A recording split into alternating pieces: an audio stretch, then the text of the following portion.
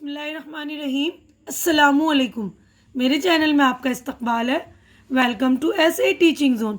आज की हमारी ये वीडियो दूसरी क्लास की किताब इब्तिदाई उर्दू का सबक नंबर 11 है, नन्ही परी। तो इस चैप्टर में हम परी के बारे में पढ़ेंगे। तो इस चैप्टर की यानी इस लेसन की मैं रीडिंग कर देती हूँ। रीडिंग करके आपको एक्सप्लेन कर दूँगी, समझा भी दूँगी, है ना।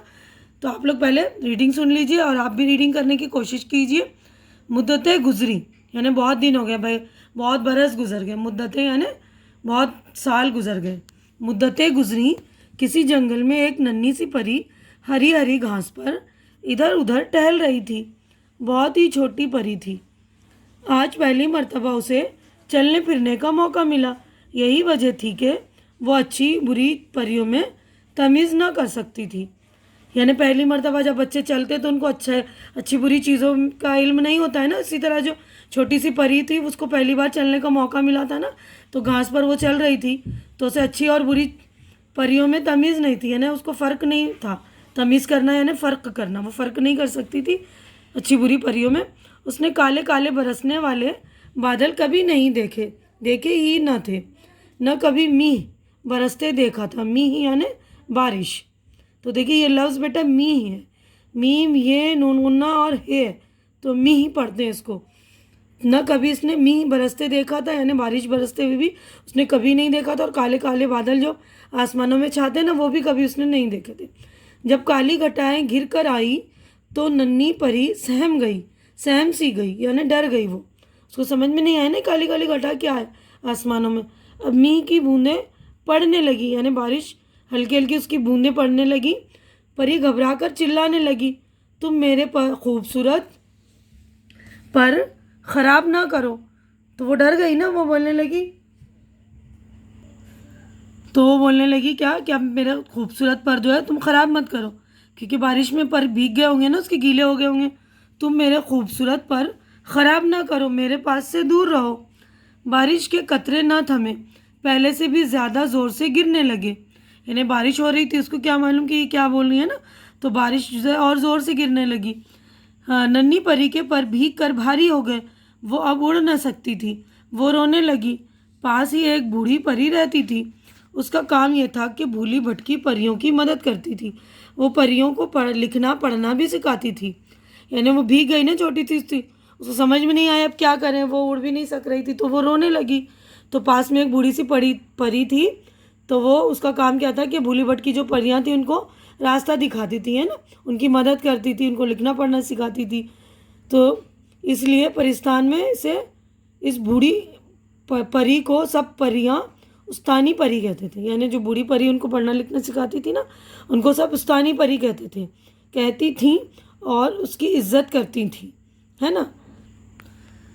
तो उस्ताद की बूढ़ी जो परियां थी सारी बूढ़ी परी की इज्जत करती थी ना, वो उस्तानी थी उनकी। बूढ़ी परी नन्ही परी के पास आई और बोली, प्यारी बेटी तुम घबराओ नहीं, मैं तुम्हारी मदद करूंगी। तुम्हारे पर अभी खुश्क हो जाएंगे, खुश्क यानी सूख जाएंगे। बेटी मेरी नज़र ज़रा कमज़ोर है, तुम गौर से देखो, आसमान पर एक रंगीला झूला नज़र आ रहा है।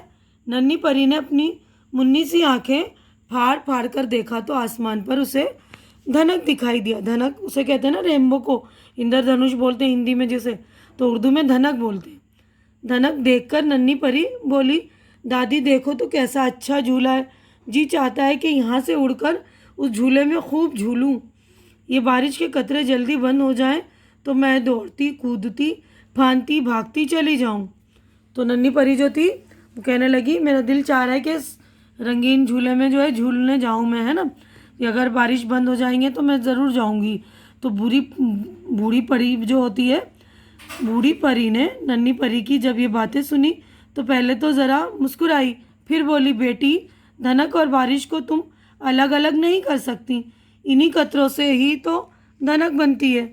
यानी नन्ही परी को पता नहीं था ना कि ये जो इंद्रधनुष है बारिश की वजह से ही होते हैं ना, दोनों को अलग नहीं कर सकते, क्योंकि जब बारिश होगी तभी जो आसमान में रेनबो नज़र आता है ना। बूढ़ी परी ने नन्ही परी को एक जगह घास पर से बारिश के कतरे उठाकर दिखाए। वाकई उन्हें सूरज के सामने रखने से तरह तरह के रंग दिखाई देते थे। यानी उस बारिश की जो बूंद थी उसमें सूरज के सामने आती हैं तो उसमें कई सारे रंग दिखाई देते हैं ना इंद्रधनुष में।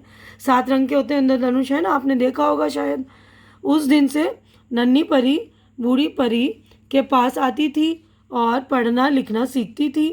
थोड़े ही दिन में उसने इतनी बातें सीख ली कि तमाम परिस्तान में इस नन्ही परी के बराबर कोई न जानता था। यानी उसकी इतनी नॉलेज हो गई, उसने इतना सारा पढ़ना लिखना सीख लिया कि सारी परियों जो उनके सामने कुछ भी नहीं जानता था, है ना, उनके बराबर उतनी नॉलेज जो है उसके बराबर परी को और किसी परी में नहीं थी, है ना, इतनी मतलब मालूमात। तमाम परियां इससे मशवरा करती। कुछ दिनों के बाद वो पूरे परिस्तान की मलिका बन गई, है ना। नॉलेज था, मतलब पढ़ी लिखी, जब भी तो वो मलिका बन गई ना। तो आप भी पढ़ लिख कर बड़े आदमी बन सकते हैं ना। खूब पढ़ेंगे, खूब अच्छी तरह से नॉलेज हासिल करेंगे तो आप भी पढ़ लिख कर बड़ा आदमी बनेंगे। जिस तरह परी जो है देखिए पूरे परिस्तान की मलिका बन गई ना पढ़ लिख कर, सब उसकी परियां इज्जत करने लगी, उससे मशवरा करती। अब हम आगे बढ़ते हैं। देखिए अगले सफ़े पर हमारा जो ये नज़्म है परी के बारे में ही ये नज़्म है, इसी सबक में ही ये नज़्म। देखिए इस नज़्म के शायर जो है अफसर मेरठी है। तो अफसर मेरठी ने कई सारी बच्चों के लिए नज़में लिखी हैं। तो जिसमें से एक नज़्म ये भी देखिए, चाँद में परियां रहती हैं, अम्मा बाजी कहती हैं, चाँद में परियां रहती हैं। यानी पहले जो है हमारी अम्मी कहानी सुनाती थी तो हमें भी कहती थी कि चाँद में परियां रहती हैं, परियां जो है वहीं पर रहती हैं, वहीं पर खाती हैं, ये मतलब इस तरह।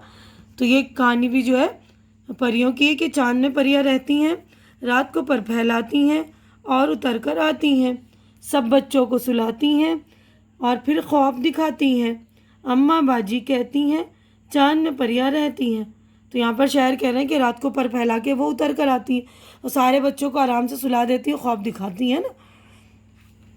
मैं तो आज न सोऊंगा, रात गए तक जागूंगा, बाहर बाग में बैठूंगा, चाँद की परियां देखूंगा, अम्मा बाजी कहती हैं चाँद में परियां रहती हैं। तो यहीं पर हमारी नज़्म हो गई कंप्लीट। देखिए यहाँ पर जो बच्चा कह रहा है कि मैं आज नहीं सोऊंगा, बाग में बैठूंगा, चाँद की परियां देखूंगा, है ना। और ये नज़्म देखिए हो गई हमारी स्टार्ट। इसके लिखने वाले शायर का नाम है अफसर मेरठी।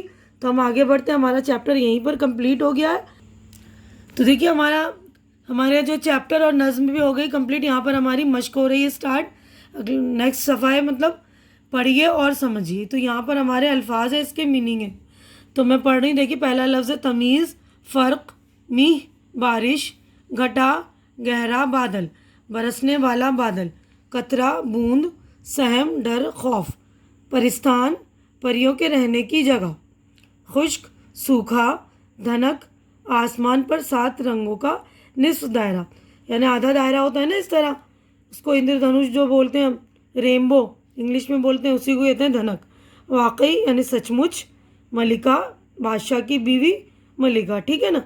तो हम यहीं पर अपनी जो है वीडियो कंप्लीट कर रहे हैं क्योंकि वीडियो हो गई बड़ी। उसके आगे वाली वीडियो में हम सवाल जवाब करेंगे, है ना। आप लोग आगे वाली वीडियो मेरी देख लीजिएगा। उम्मीद करती हूँ कि मेरी ये वीडियो भी आप लोगों को अच्छी लग रही होगी। अच्छी लग रही तो इसे लाइक कीजिए, ज़्यादा से ज़्यादा शेयर कीजिए, क्योंकि आजकल जो है बहुत सारे बच्चे ऐसे हैं लॉकडाउन की वजह से उन्होंने बुक्स खरीदी नहीं है, या बहुत सारे बच्चों को मिली नहीं है।